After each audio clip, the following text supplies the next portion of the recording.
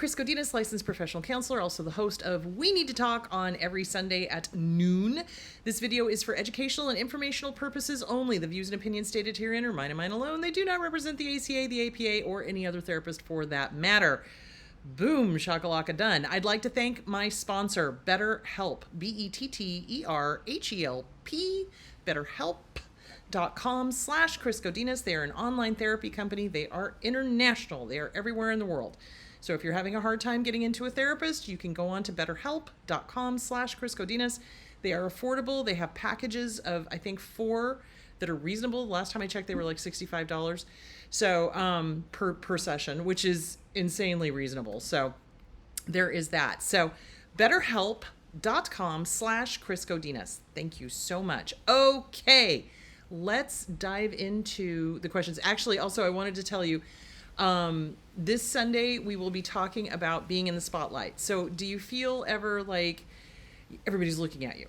Like you have no privacy, like everybody's judging you, that kind of thing. Also, we're going to be talking about taking compliments and why is that so hard for us when we've come from an abusive family, and also how to take a compliment. So I think that's what we're going to be talking about on Sunday. Okay, let's dive into the questions. I so badly want my relationship to work. I love them. I want to tell them they are a narcissist and to get help. I don't understand why everyone says not to.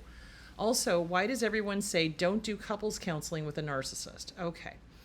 So, this is the heartbreaking thing about falling in love with somebody who is a narcissist. In the beginning, they are charming, they are, exciting, they're fabulous, they love bomb, the whole thing, and we fall in love with them. And then we think that love is enough. We do. And unfortunately, that is a combination of wishful thinking, society, all the Disney movies, that kind of thing. So we get this crazy idea that we can love them into sanity, or that if we just tell them, they're going to get it. Well, here's the thing. If they were normal, first of all, they wouldn't do all the things that they're doing to hurt you. Second of all, if they were normal and you said, hey, here's a problem, they'd go fix it. The only people that don't go to therapy are people that have something to hide. Let me just say that again. The ones that don't go to therapy, when the partner goes to them and says, hey, Houston, we have a problem, and the other partner goes, oh, therapists are, BS, and they don't know what they're talking about, and blah, blah, blah, blah, blah, and all of that, and I'm not going to therapy, and only weak people go to therapy, and blah, blah, blah. They've got something to hide. Guarantee it. They don't want the therapist to see them, and a good therapist will. So love is not enough, and it sucks. I wish it was. I wish we could love them into sanity. I wish we could love them into normalcy. You can't. And here's the reason why. Narcissistic personality disorder, they are missing the emotion cog. They're missing the empathy cog. They have emotions, but it's not like how you and I experience them. When we experience joy, or joie de vivre, we experience that to the fullest. We have fun. We enjoy things. We love things. We savor things. We, or if we're sad, we cry, we grieve. We do that. If we're happy, we're happy. If we're sad, we're sad. If we're mad, we're mad. That kind of thing. With narcissists, really, the only emotion they have down pat is rage, anger.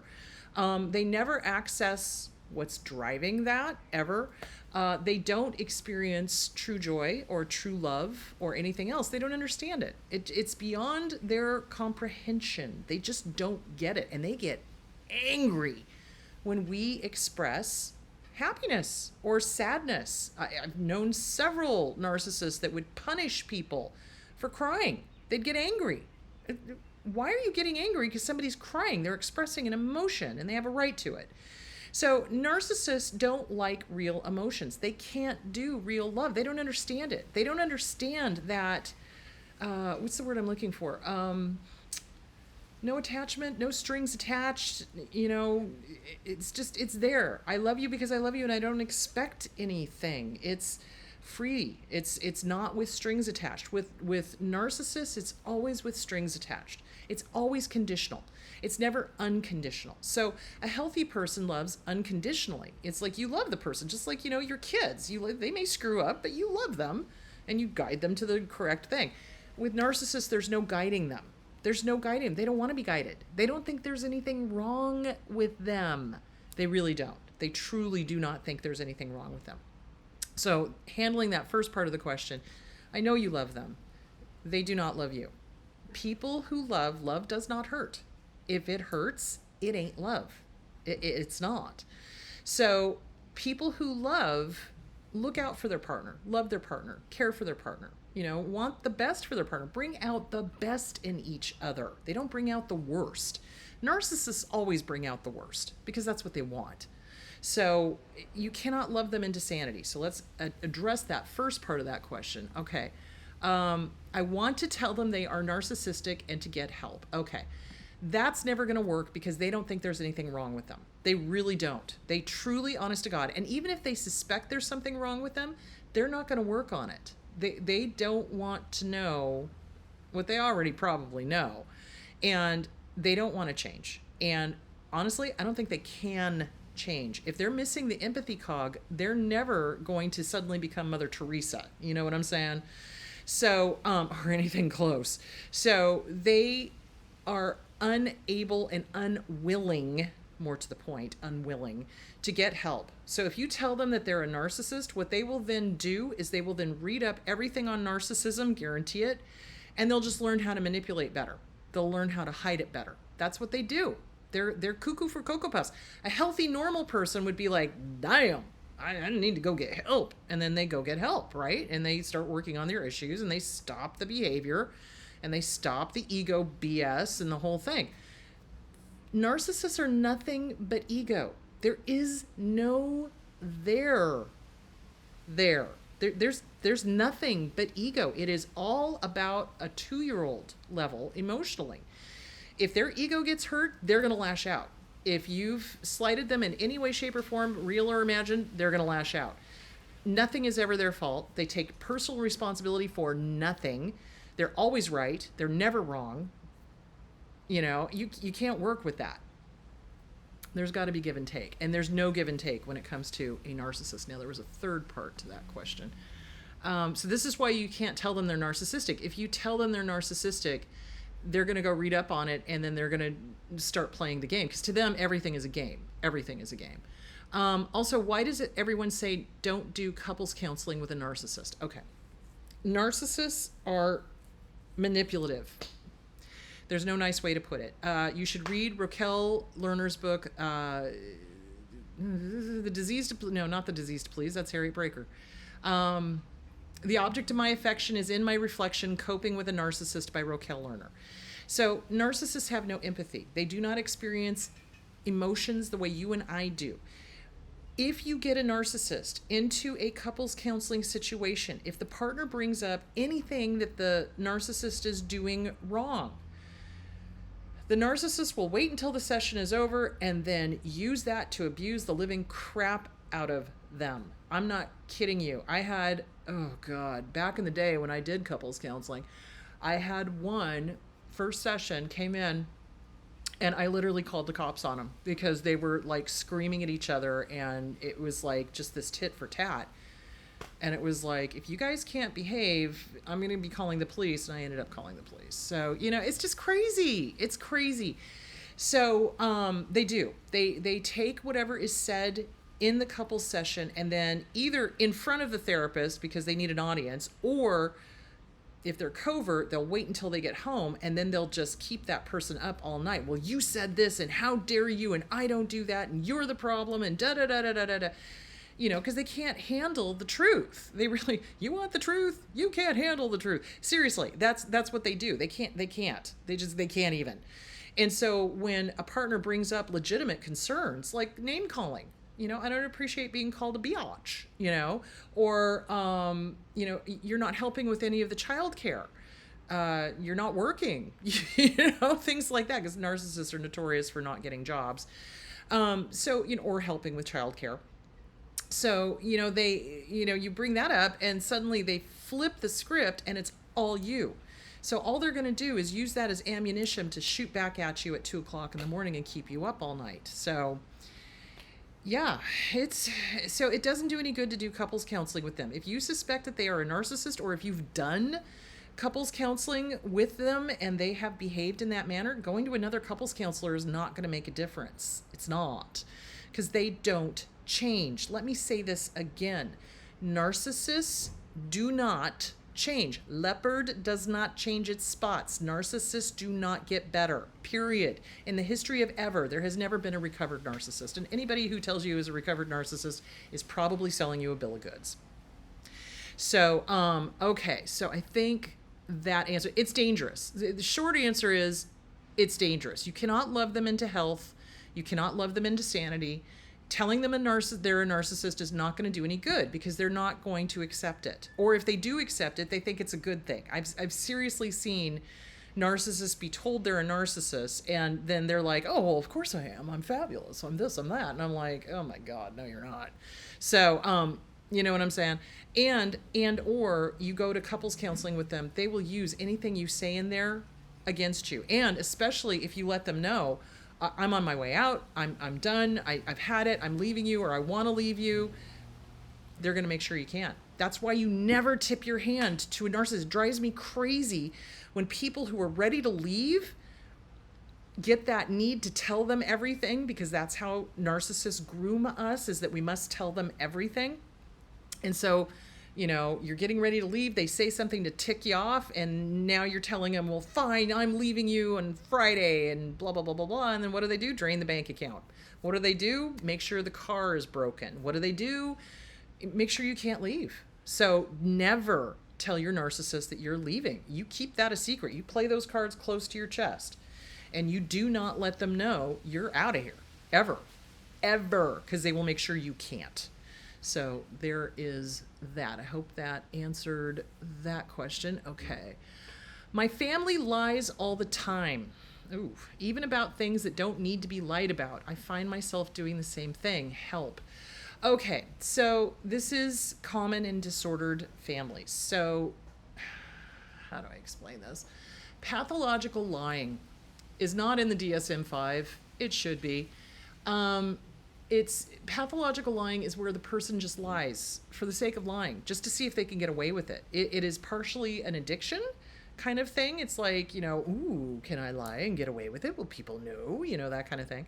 And the other thing of it is it's habit. And so the nice thing of it is that, okay, when we have been raised by disordered families, or if we are around disordered people, if you lay down with dogs, you're gonna pick up fleas. You know what I'm saying?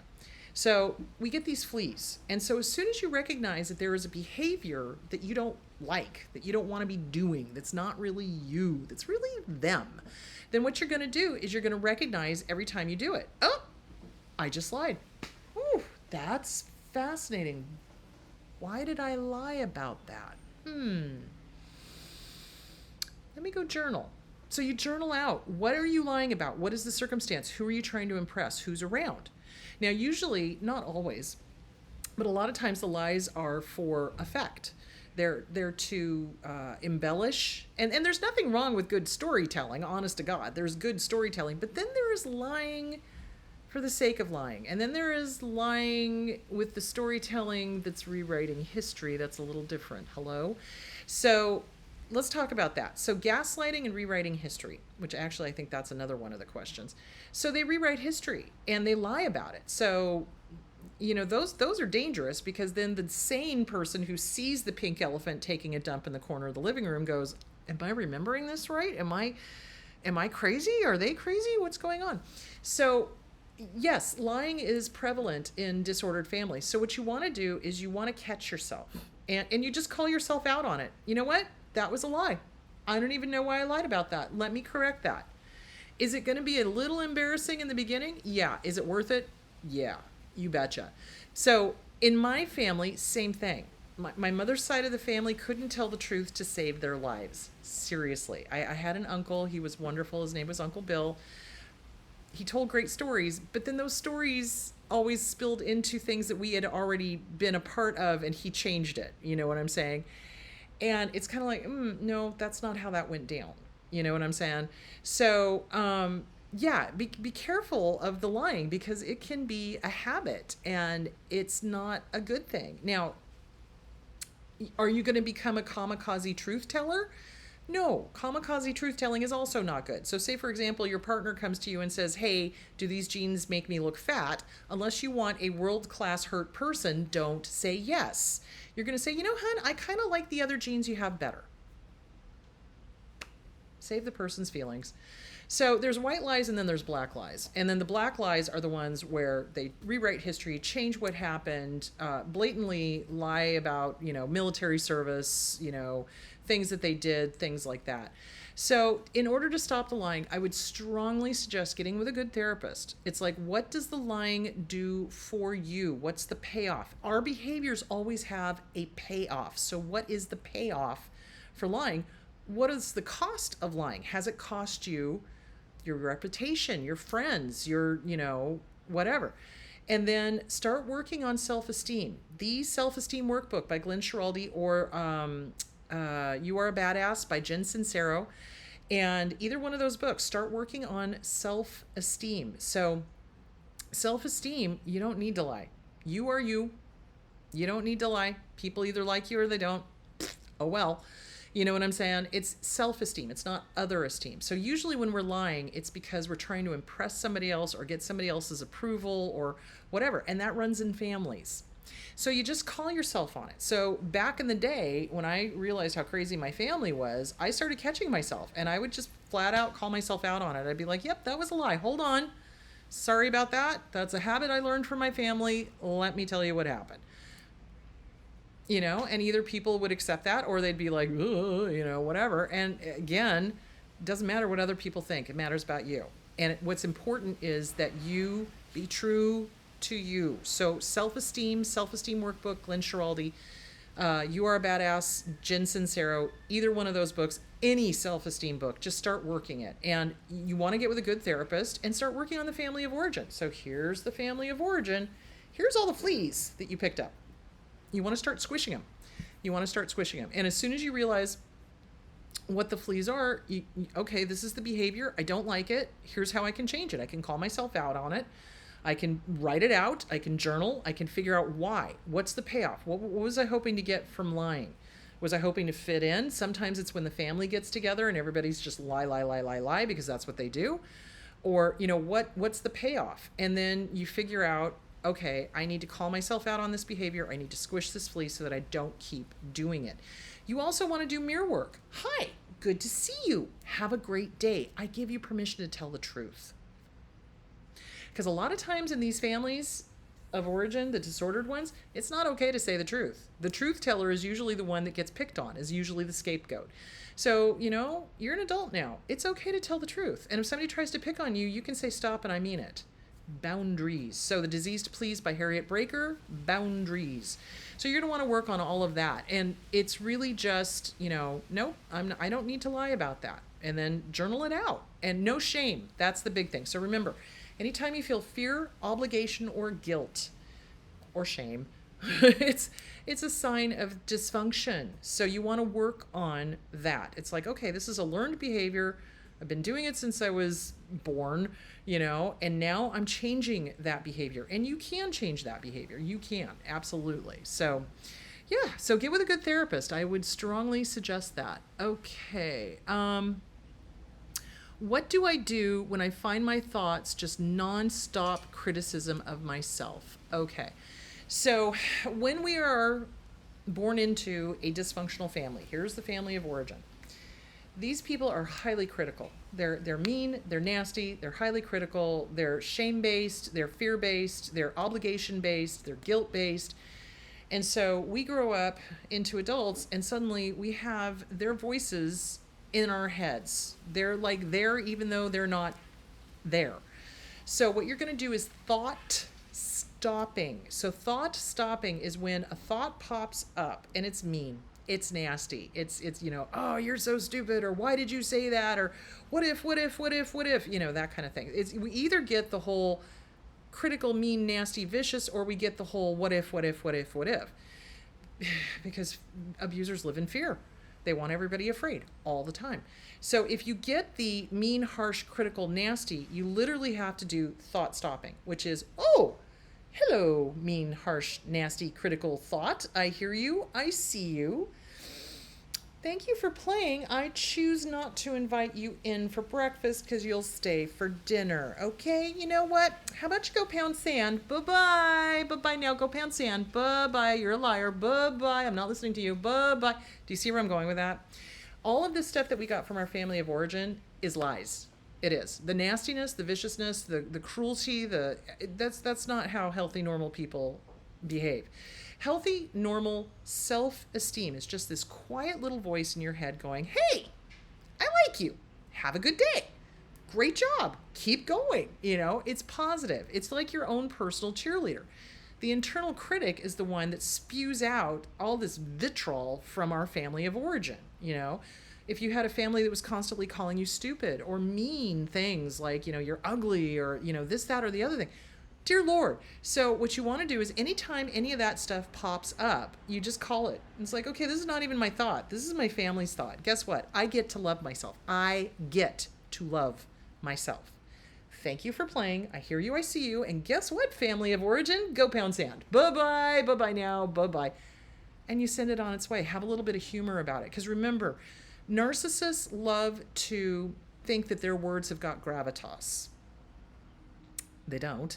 So if you can make fun of the negative stuff and send it on its way, you're winning. You beat them. You won, because narcissists want their target of abuse to take everything to heart. Do not. They're liars. They wouldn't know how to tell the truth. They wouldn't know a real emotion if it walked up and did the Watusi with them. You know what I'm saying? So, okay. So I hope that answered the question. So you're going to do thought stopping. So anything that is less than, I love you, good job, keep going, up, thank you, fascinating thought, I hear you, I see you, I'm sending you on your way. Bye-bye now. Bye-bye. Go get your job somewhere. Bye-bye. Bye-bye. You don't need to entertain it. You don't. And it's just like I always say, you don't have to attend every argument you're invited to. You also don't have to invite in every thought that pops up. You don't. You can send it away.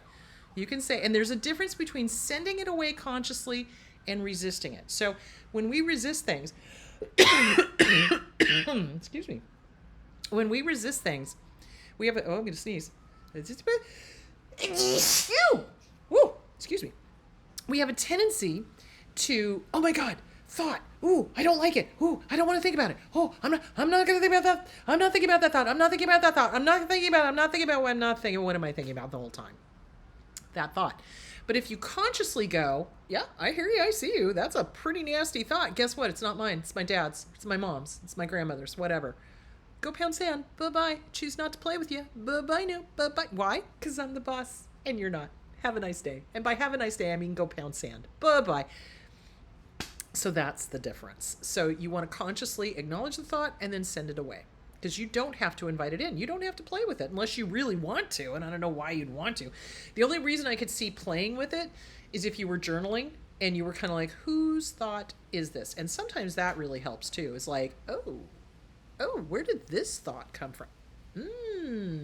This came from.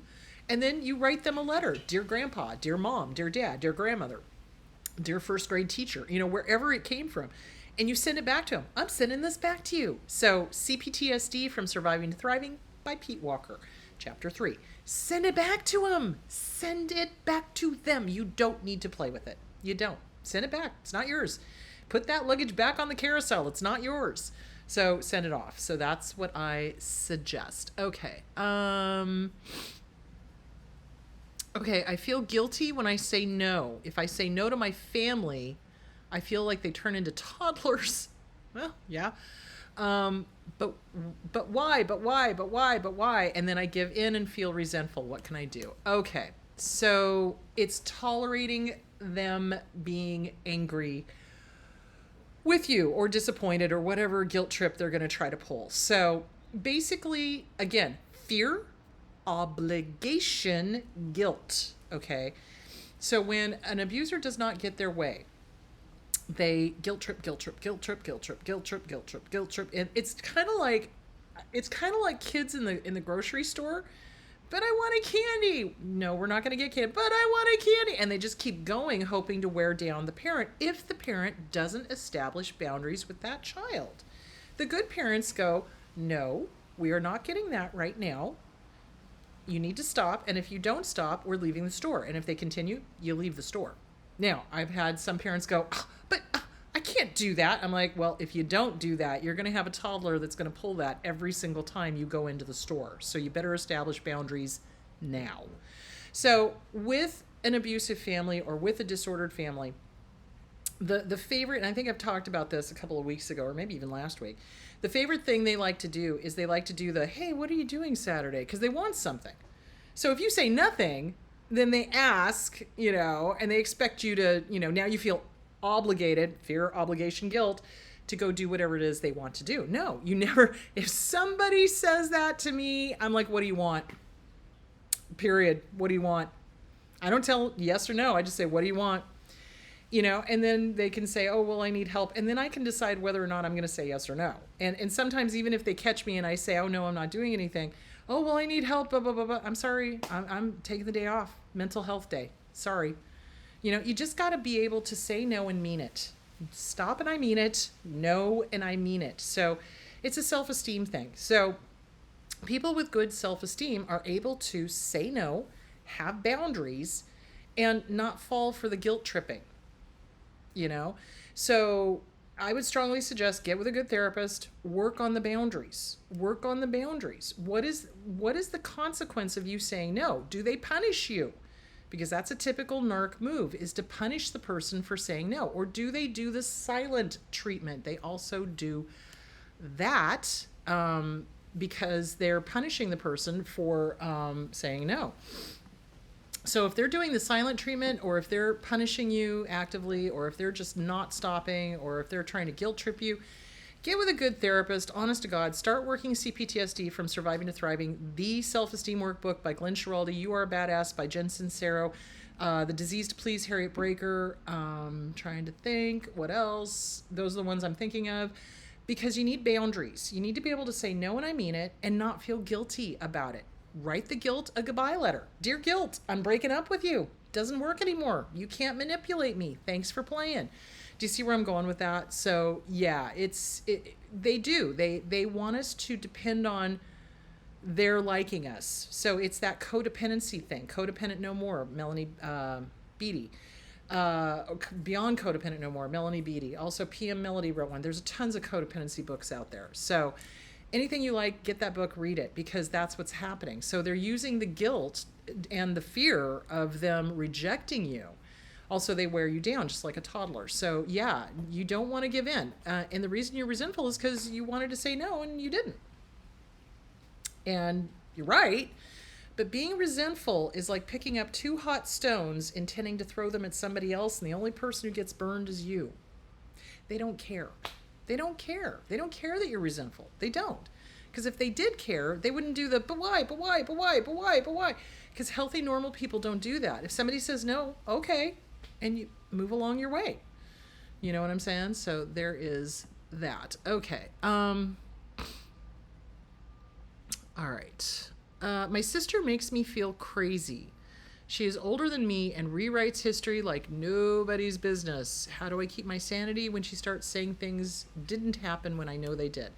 All right. Confronting somebody who is deep into the disorder is not going to do any good. Did I mention that earlier? I think I did. So if the sister recognizes there's a problem, then you might be able to bring it up to her, but I wouldn't do it, honestly.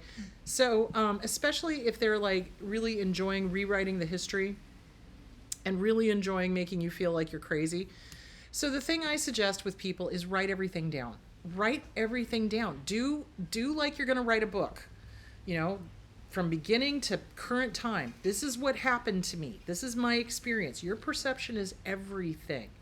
So you write down everything that's happened to you, and then when your sister starts rewriting history, go back and look at your writings and just be like, nope, I know what happened. No, that's not how that went down. And remember, people tell themselves the story they can live with.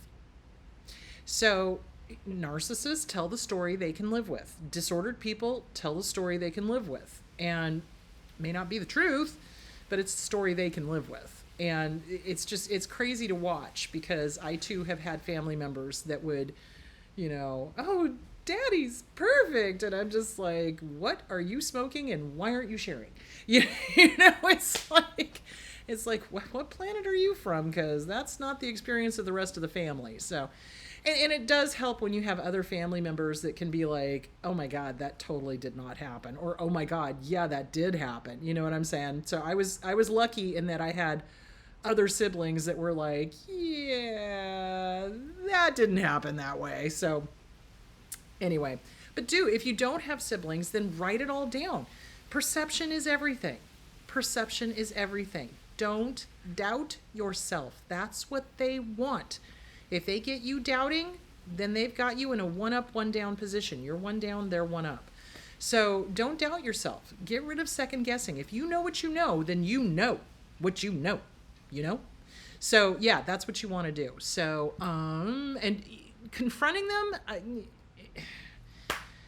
you could try, but I wouldn't recommend it, because if they're lying about and rewriting history, they're pretty far down the line. So remember, everything is on a scale. So it's like down here is like, traits of kind of thing. And then when they start moving towards the middle and the end of it, they're like, full blown. So be careful if you decide to confront. You could hold your ground. I mean, I have done that with family members. I've been like, no, that is absolutely not what happened.